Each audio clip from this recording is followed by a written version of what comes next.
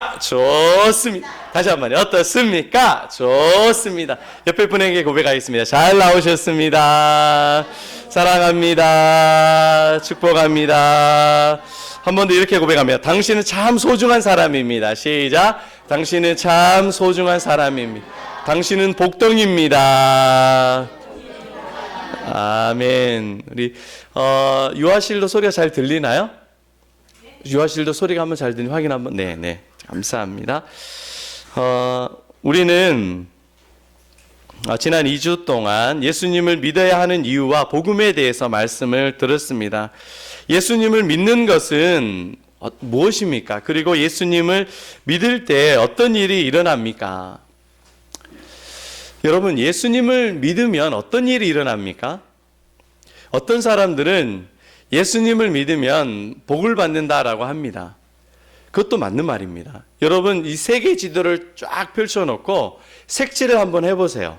그러면 예수님을 믿는 나라와 안 믿는 나라의 색깔을 다르게 해서 색칠을 해보면 예수님을 믿는 나라가 또 잘 산다는 걸 알 수 있습니다. 뿐만이 아니라 지금 예수님을 믿는 나라 중에서도 모라토리엄, 이게 국가 파산에 이른 나라들은 거의 카톨릭 국가들입니다.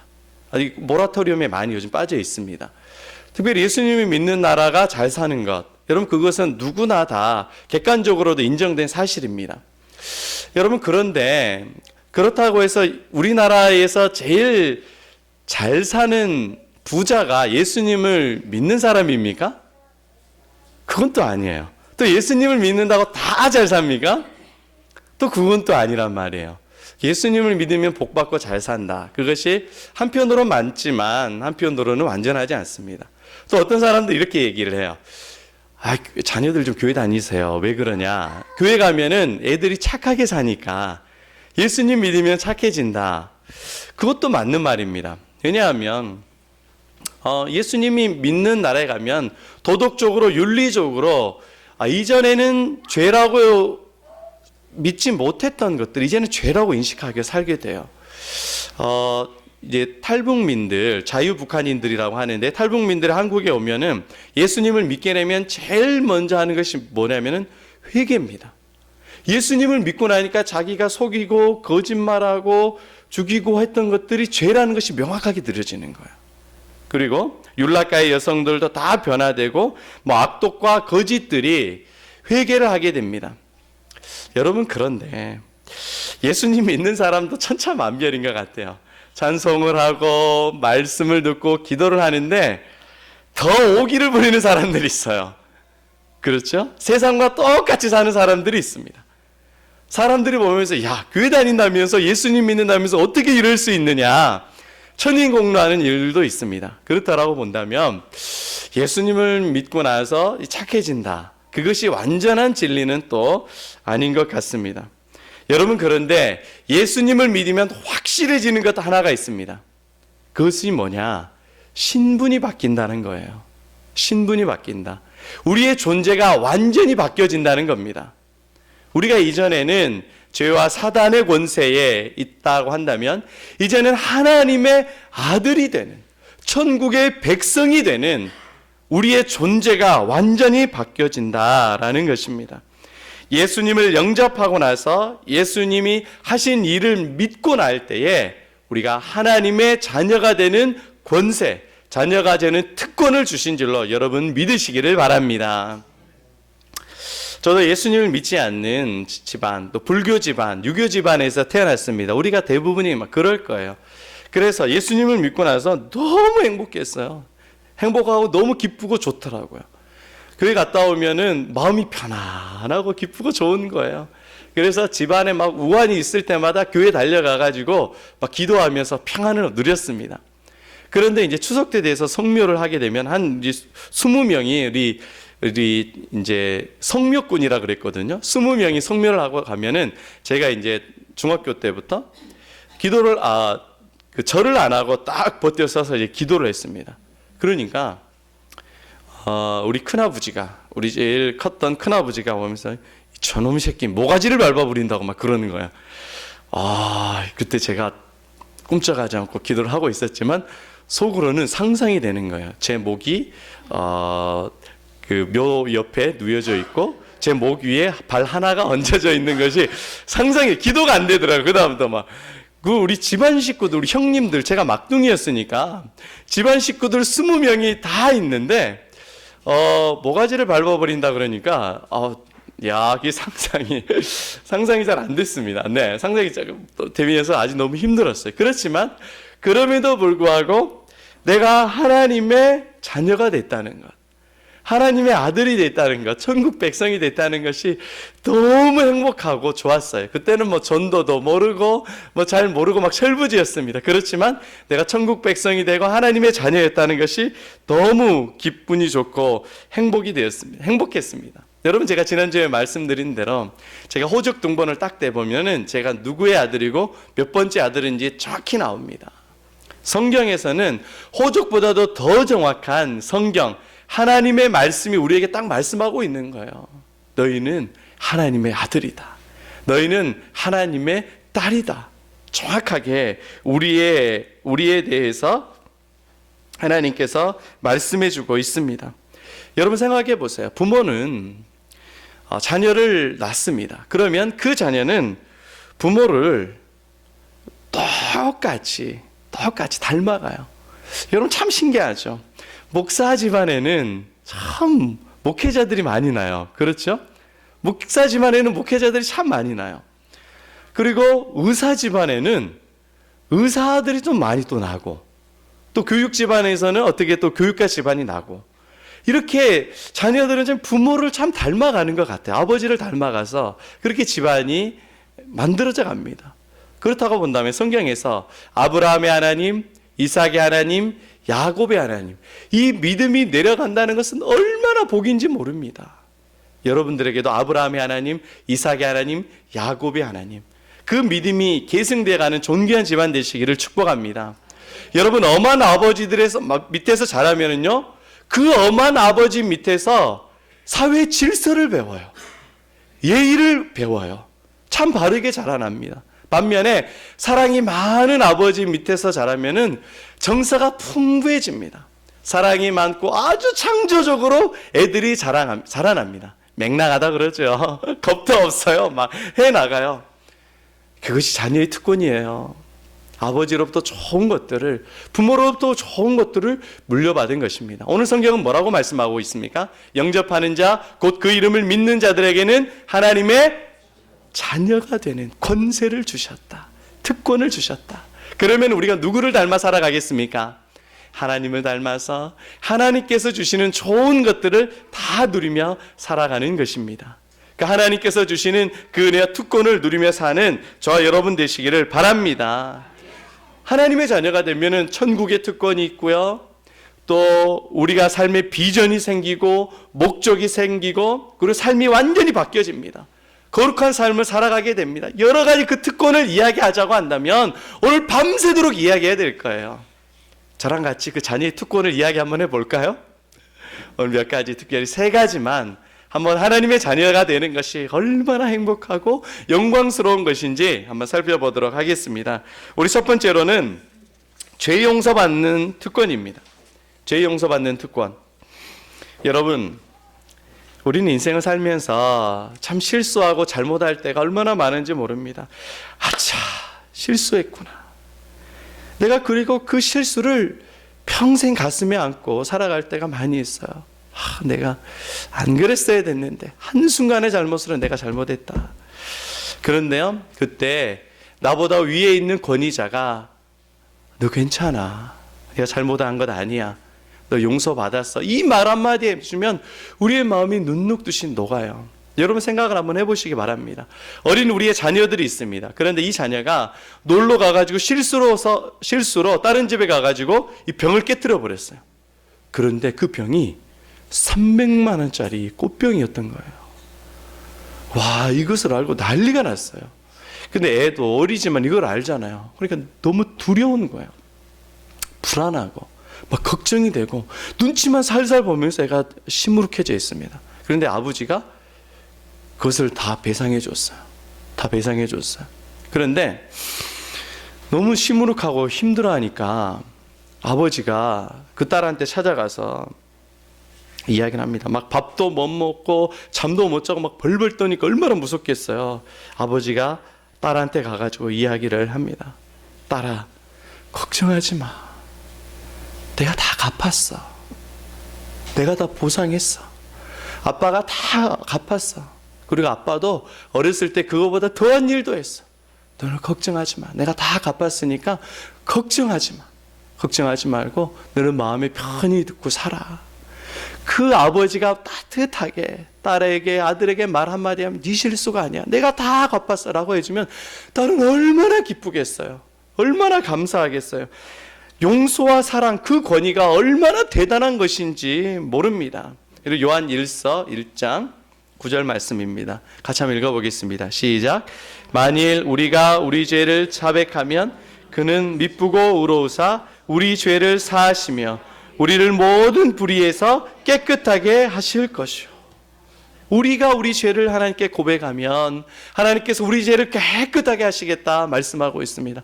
목보다도 더 검하고 진한 우리의 죄, 그리고 진홍보다도 더 붉고 선명한 우리의 죄, 예수 그리스도를 영접하고 믿고 우리의 죄를 고백하면 눈과 같이 희게 주겠다. 양털같이 희게 주겠다. 그것은 이스라엘 사람들에게 하는 말입니다. 우리들에게 말하면 뭐라고 말할 수 있냐? 슈퍼타이 같이 깨끗하게 씻어주겠다. 허옇다. 슈퍼타이 같이 깨끗하게 씻으니까 걱정하지 마. 잊어버려. 하나님께서 말씀하신 거예요. 최고의 권세는 우리의 모든 죄가 씻어졌다는 것입니다. 할렐루야. 여러분 생각해 보세요. 제가 실수로 이현탁 성도님에게 제가 실수를 하나 했어요. 그래서 이영탁 성도님에게 성도님 죄송합니다. 제가 실수로 제가 잘못을 했어요. 제가 죄송합니다. 제가 다음부터는 안 그럴게요. 그러면 굉장히 젠틀한 우리 이현탁 성도님은 괜찮아요 목사님. 뭐 그런 거 가지고 그러세요. 네, 괜찮아요. 다음부터 안 그러시면 되죠. 괜찮아요. 실수할 수 있죠. 그렇게 이해해 주시겠죠? 네. 안 그러실 것 같은 눈빛으로 그러는데 이해해 주신답니다. 감사합니다. 이해해 주신다고 그랬어요.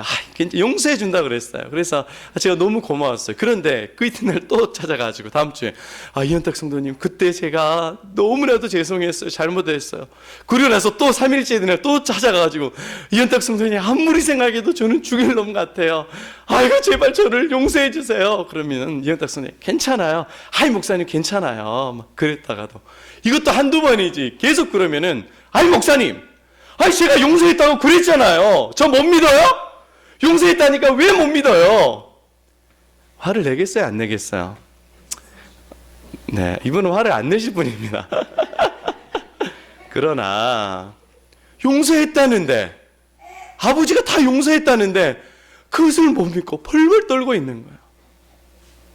성경에서는 모든 불의에서 모든 죄를 깨끗하게 하실 것이다. 우리에게 말씀하셨습니다. 그 어떤 죄라도 용서해 주신다. 여러분 아는 것으로 그치지 말고 이것을 믿고 주장하시기를 바랍니다. 시편 103편 12절에는 이렇게 말씀하고 있습니다. 같이 읽어보겠습니다. 동이 서에서 아버지가 자식을 긍휼히 여김같이 여호와께서는 자기를 경외하는 자를 긍휼히 여기시는 동에서에서 먼 것 같이 우리 죄를 용서하셨다. 이것은 히브리적 문학의 표현입니다. 이스라엘의 문학적 표현이에요. 멀리 떨어졌다라는 것이 아니라 완전히 깨끗하게 잊어버렸다, 용서했다라는 뜻입니다. 하나님께서는 우리를 완전히 우리를 바꿔주셨습니다. 예수님께서 창녀를 처녀로 바꿔주셨어요. 그들의 죄를, 과거를 깨끗하게 씻어버리신 겁니다. 그것이 하나님의 사랑이고 예수님의 사랑입니다. 어떨 때 가능합니까? 자녀의 권세를 누릴 때, 예수님을 영접하고 우리 죄를 고백할 때 하나님께서는 우리의 죄를 더 이상 묻지도 아니한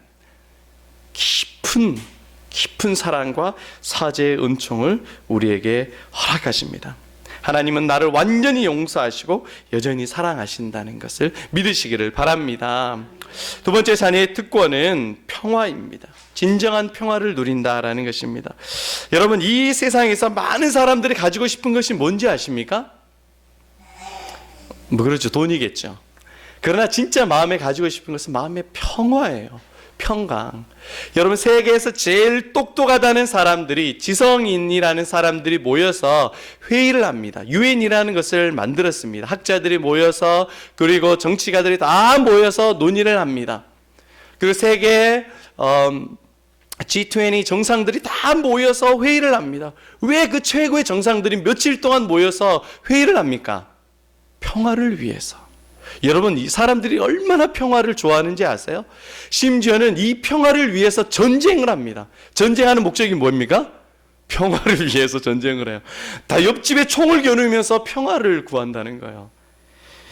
간절히 이 평화를 원하지만 평화를 얻지 못하는 이유가 여러분 왜일까요?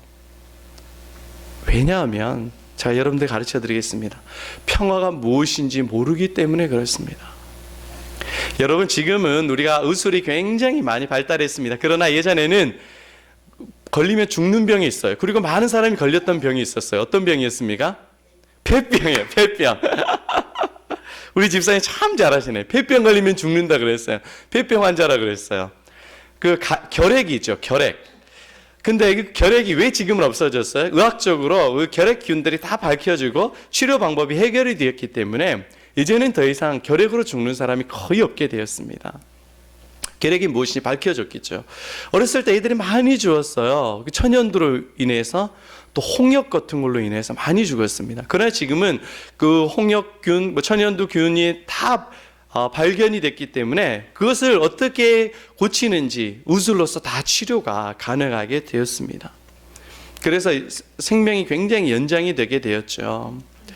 여러분, 그 원인이 무엇인지 그것을 잘 파악하면은 우리가 그 해결도 가져갈 수 있다라는 것입니다. 평화는 무엇입니까? 조건이 아닙니다. 평화는 관계에 있습니다. 관계. 우리가 평화를 제대로 알 때 진정한 평화를 얻게 됩니다. 여러분, 어렸을 때 숙제하지 않고 교실에 들어가면 여러분 어땠습니까? 마음이 평화로웠나요? 초등학교 때 숙제하지 않고 학교에 갔어요. 지금은 선생님들 잘 안 때리시죠? 네, 선생님 거의 안 때리신다고 우리 이현탁 성도님께서 대표로 학년 부장님이 이야기해 주시니까 안 때린 걸로 저희들이 믿고, 참 저도 많이 두들겨 맞았어요. 이렇게 하고 막 진짜. 네, 여기까지 하도록 하겠습니다. 여러분, 숙제 안 하고 교실에 가면 어땠어요? 여러분, 마음이 평안했습니까? 네, 여러분 대답하시는 거 보니까 다들 전과자만 모이셨네요.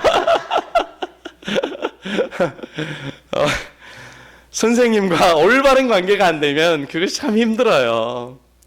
여러분, 집에 들어갔을 때 어머니 아버지들에게 화난 일들을 했습니다. 집에 가기 싫어요, 가기 싫어요. 집에 들어가면 기다리고 있는 게 있어요. 빠따가 기다리고 있기 때문에 정말 들어가기 싫습니다.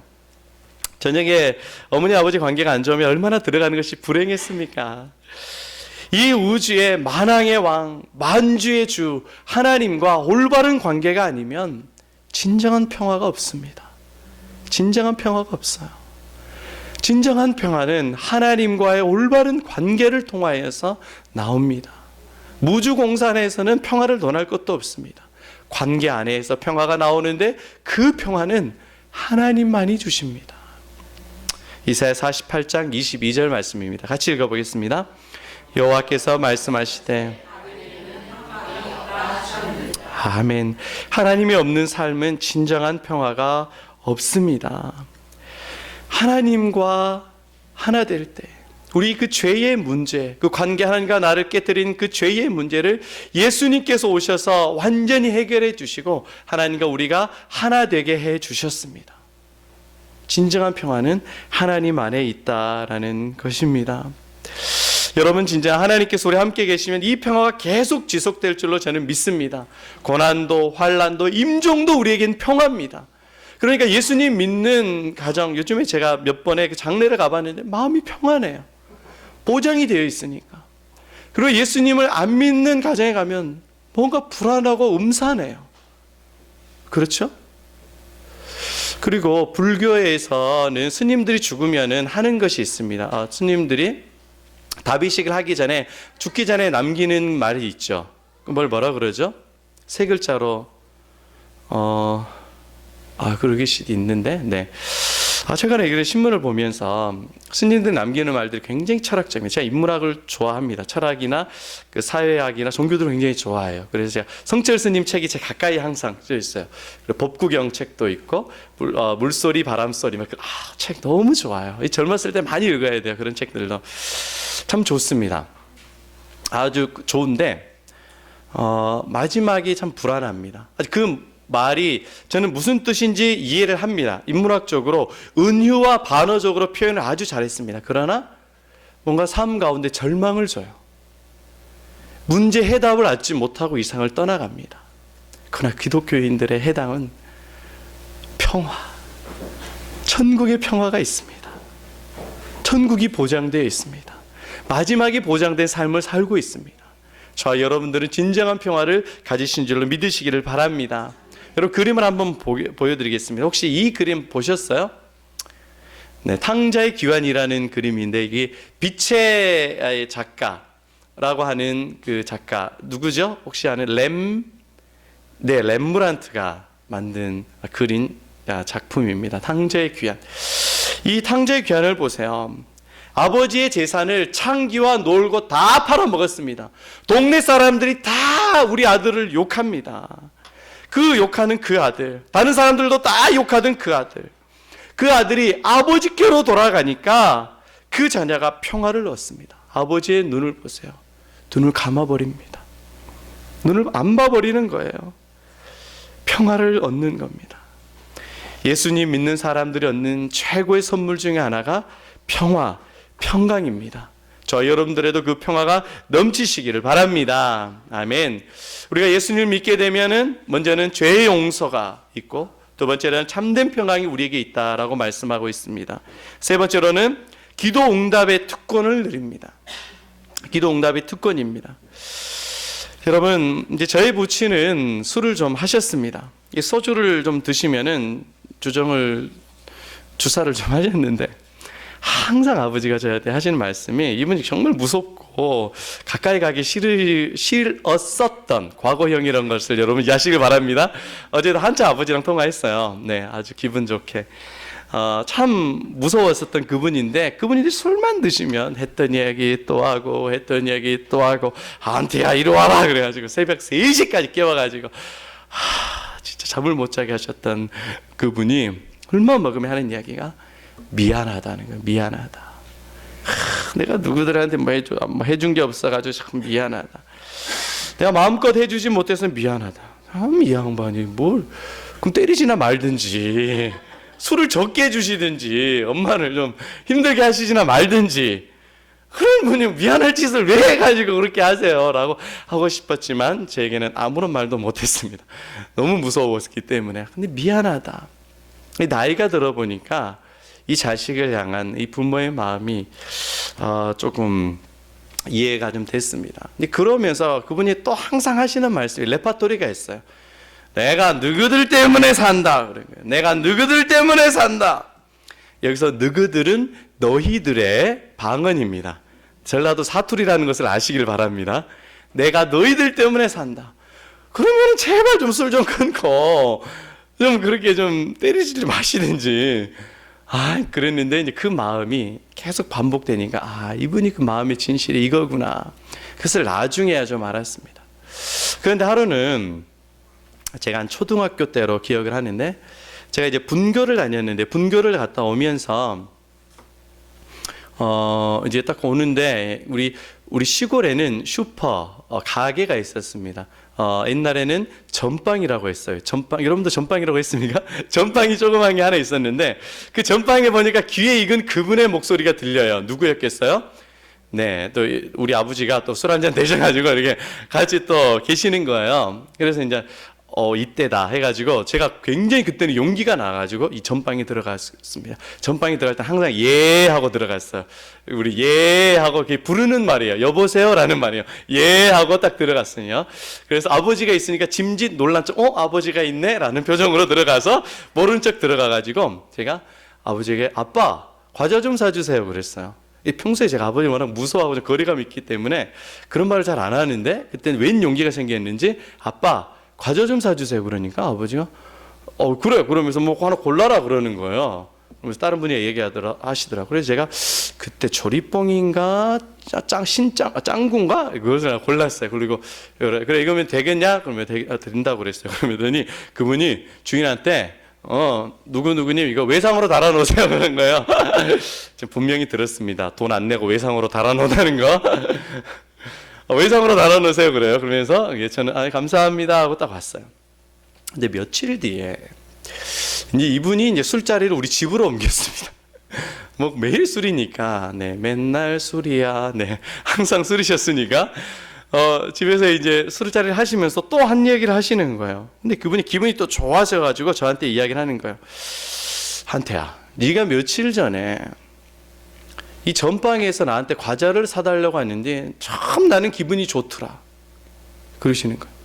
그러면서 그 표현이 제가 정확히 기억하는데 내가 고맙더라 그러는 거예요. 고맙더라. 제가 그때는 그게 뭔 말인 거 했습니다. 그런데 이제야 내 아버지의 마음을 이해했습니다. 자식에게 더 주고 싶은 것, 그리고 더 주지 못해서 미안한 것, 그리고 자식이 달라고 했을 때 그것이 너무 이쁘고 고마운 것, 그것이 아버지의 마음이구나. 시간이 지나니까 어머니의 마음이 무엇이고 아버지의 마음이 무엇인지 알게 됐어요. 더 주고 싶은 거예요.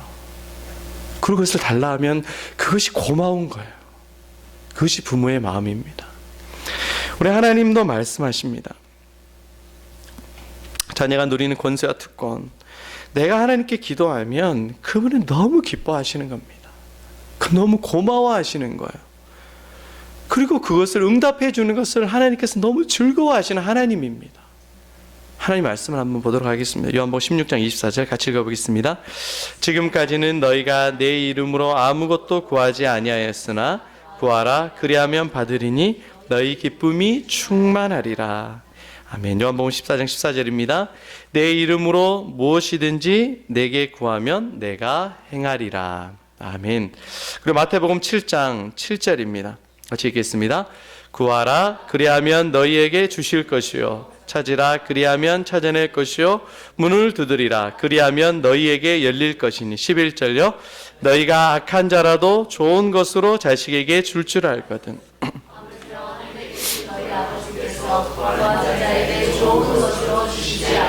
아버지께서, 혹시 육신의 아버지는 나에게 소홀했을 수도 있어요.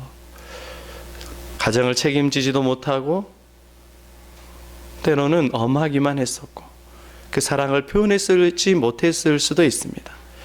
그러나 우리 영혼의 아버지 진짜 하나님은 우리를 위하여서 자기 자녀를 주시고 다시 하나밖에 없는 예수님을 주시고 우리가 그 아버지께 기도할 때에 기쁘게 즐겁게 응답해 주시겠다 말씀해 주고 있습니다. 성도 여러분, 지금 나는 어떤 일로 고민을 하고 있습니까? 어떤 문제로 힘들어하고 있습니까? 그 문제를 놓고 하나님께서 주신 특권, 자녀의 권세, 여러분 그걸로 열심히 기도하고 있습니까? 아니면 근심하고 낭만만 하고 있습니까? 이 약속하신 하나님의 말씀을 붙잡고 기도의 특권을 사용하시기를 축원합니다. 한번 따라해 봅시다. 기도는 특권이다. 기도는 특권이다. 옆에 분에게 이렇게 고백합시다. 특권을 누립시다. 특권을 누립시다. 네, 하나님께서 응답해 주십니다. 이런 말씀을 정리하고자 합니다. 우리에게 주신 하나님의 특권이 있습니다. 용서입니다. 그리고 하나님께서 그 바른 관계로 인해서 평화를 주십니다. 하나님의 자녀의 권세는 기도의 응답을 누리게 합니다. 이런 축복을 저와 여러분들에게 주십니다. 예수님을 믿고 마음을 열어 영접하는 그 자녀들에게 주시는 특권 이외에도 천국과 영생과 삶의 변화와 능력의 많은 특권들이 있습니다. 그러나 이 예수님을 믿고 영접할 때 용서받는 인생, 진정한 평화를 누리는 인생, 기도의 응답으로 하나님의 영광을 위해서 살아가는 인생 되시기를 바랍니다. 예수님 닮은 삶을 살아가는 저 여러분 되시기를 축복합니다. 다시 한번 따라해 봅시다. 하나님의 자녀가 되는 세 가지 특권: 용서, 평화, 기도. 다시 한번요. 용서, 평강, 응답. 같은 말입니다. 그 은혜와 특권을 누리는 저와 여러분 되시기를 축원합니다. 아멘.